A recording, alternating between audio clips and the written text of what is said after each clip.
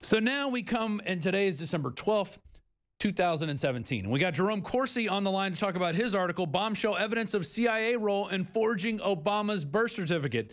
Dr. Corsi, how are you today, sir? I'm great. It's good to be with you. Thank you. Well, let's get right into it. I mean, you're showing evidence that the Hawaii Department of Health records were hacked into several times between 2008 and 2011.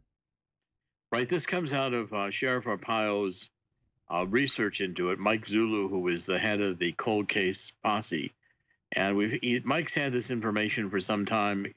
It's just now, especially in light of the Arpaio pardon, I think you're going to get almost complete disclosure of what the sheriff has gotten on the birth certificate. This is CIA breaching into the records of the Hawaii Department of Health. And it begins in 2008 when Obama's running for president, and it continues right up until the time, till January, just before the birth certificate was released by the White House in April in 2011. And this comes out of the data from the whistleblower Montgomery, who brought the 47 disks out of the NSA, and it's been largely validated. And you get, we're finding that Montgomery's work is extremely accurate. Montgomery also showed widespread wiretapping or electronic surveillance of U.S. citizens, including Alex Jones and Donald Trump, for years. And here what you've got is the CIA in a pattern of breaching into the Hawaii Department of Health, also hacking into Jakarta, which is where Obama spent part of his childhood. And evidently, and I think, as we put the whole story together, and you'll see the whole story, it was very clear that there was no Obama legitimate birth certificate in Hawaii, and the CIA was on the process of either searching for one that existed or getting ready to forge the one that was ultimately released. That's right. And if you go to the article, there's a section that says CIA breaches Hawaii government computers and Obama birth certificate quest. Sheriff Arpaio and Chief Investigator Zulu have identified in the database the following breaches. And you have 1, 2, 3, 4, 5, 6, 7, 8 different breaches that were made by IP addresses traced back to the CIA. And some of these, as you have it outlined all in your article, they trace the IP data paths through servers located in Jakarta, Indonesia, that were also being run by the CIA at the time those breaches were executed.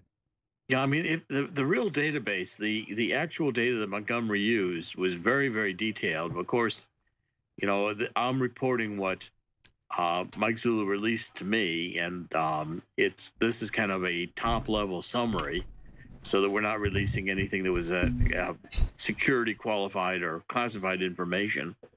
But what's clear is, and I think if you put the whole article together, that when Montgomery first brought this to our attention, it was, as Mike Zulu says, kind of a universe-shattering discovery, because when we coupled it with other information that we had, it was very clear that we were right, that there was no birth certificate in Hawaii that was legitimate. I mean, going back to the very beginning, going back to 2008, when I was in Hawaii, beginning the investigations before Obama had been elected, I was told by hospital administrators that would not go on the record that there had been an extensive search in Hawaii for which hospital had Obama's birth records, and no hospital had any birth records for Ann Dunham, the mother, or Barack Obama.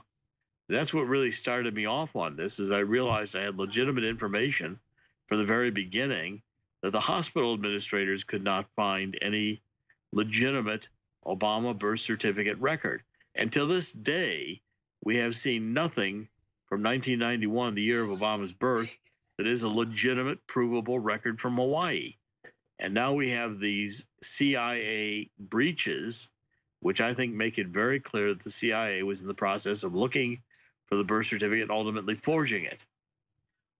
And so they would have known that, hey, this is our guy, we want to get him in. And it makes sense that it would be the CIA, because Ann Dunham's father was a CIA agent working for the CIA as a furniture salesman. And then also his purported father isn't Barack Obama Sr. It was a pornographer who lived in Hawaii at the time who has pictures of naked Ann Dunham in his house. So there's all types Frank Marshall Davis, that was all the work that Joel Gilbert did and produced, Dreams of My Real Father DVD.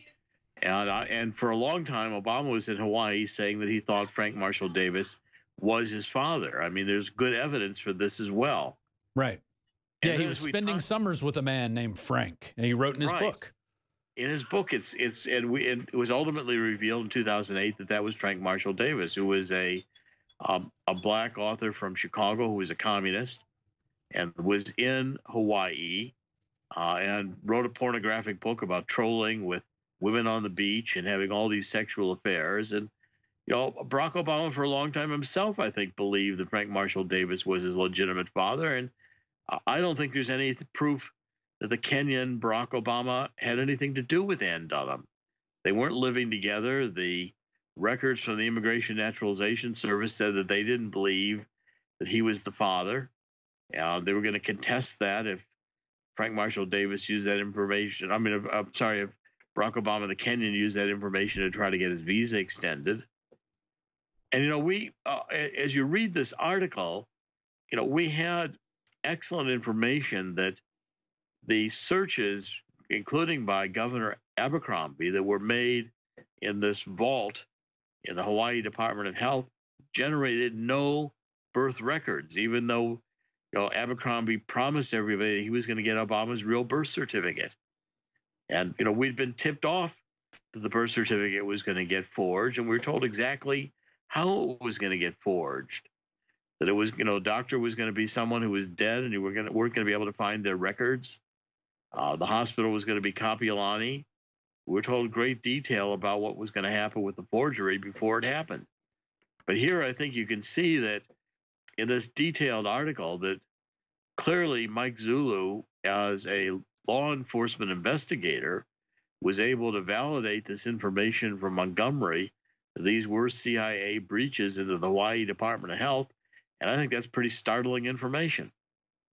That's right. And you list in there, these are, known government IP addresses going by known CIA IP addresses that were used in the breach. And you list them here starting in November 14th, 2008 and going all the way to January 13th, 2011. And then we had the birth certificate get released in April 27th, actually. That's the day we made that video. And it's amazing. We were able to see that it was a fake and forgery right from the offset, which shows that it's hard to do these things. It's hard to go in and make these types of fakes and forgeries, even though you have, the mainstream media went along with it. They didn't do any due diligence. Had Donald Trump released something like this, they would have been video after video showing what we're showing right now, the different layers being able to be removed from a so-called single layer document.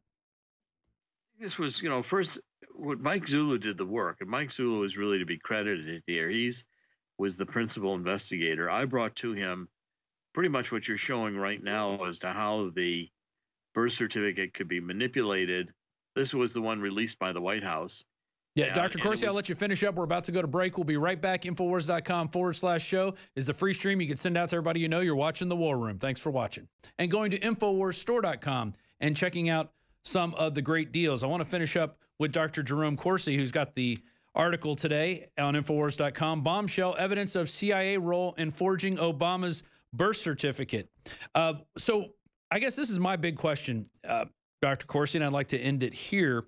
Where do we go from here with this information? I mean, we can't go back and say Barack Obama wasn't our president, because he was. But where do we go from here? Is this a way to kind of change, at least change history the way as we see it now? Or what can we do? What can we do with this information? I want to make sure everybody understands the significance of this. First of all, the credit really goes to Mike Zulu and to Sheriff Arpaio. They're the ones who really put together this intelligence information from Dennis Montgomery and were able to validate that the IP addresses tied into the Hawaii Department of Government, the CIA, Jakarta, and coordinate all the information around the dates of the birth certificate. Now, why this is kind of an earth-shaking discovery is because it explains and shows the CIA direct involvement with Hawaii and Jakarta, Indonesia, where Obama lived.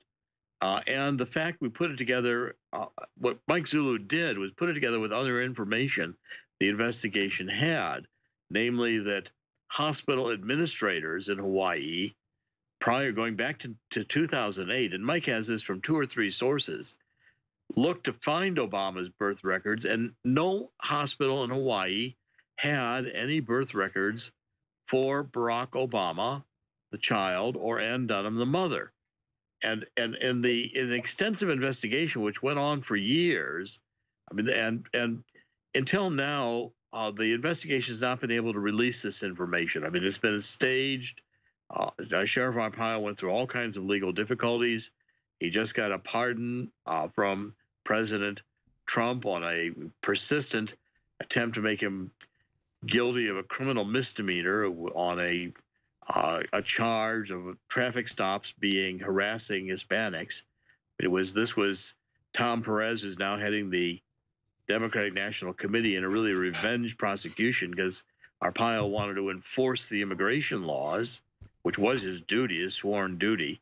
So, I mean, I really want to emphasize that this is earth-shaking information that, that Sheriff Arpaio and Mike Zulu have had to sit on for years. And I think now we're going to have, with the release of this information, which Sheriff Arpaio, Mike Zulu authorized, Mike Zulu is going to have a stage on which to more completely explain things. I'm going to encourage Alex and you to get Mike Zulu on the show directly so he can really give you the background. I'm doing the reporting here in a way that allows this information to come forward, but my goal is really to set the stage for Mike Zulu to tell the story. Now, and this is a big story. We've had Mike on before. We've flown him down here, interviewed him extensively about this. And this is something that, which I think is why Sheriff Arpaio made the hit list, is because he was really digging into this information. And so thank you for putting out this article and getting with Mike and keeping the story alive, because, this is a story that probably could just go by the wayside and people would just go along thinking, well, it's okay that we had a president that we don't know where he's really from, or that was an actual CIA creation, which other people have come out and said. There have been many people coming out and saying, look, Obama is a CIA creation, 30, 40 years in the making. Here's a one-term senator, comes out of nowhere and is suddenly president of the United States, supposedly going to make race relations great, yet now we have race relations that are worse than ever before. We've got people going at each other's throats over the minutest little differences between ourselves. And this is all because of Barack Obama and his, looks like a fake, bona fide fake birth certificate. So I encourage everybody to go out and check out that article, Bombshell, Evidence of CIA Role in Forging Obama's Birth Certificate. Government computers illegally hacked Hawaii Department of Health. And in the article, you could see where the hacks occurred, what time and when, and where they were flown through. So we will be getting Mike Zulu on to talk about that. Thank you for joining us, Jerome Corsi.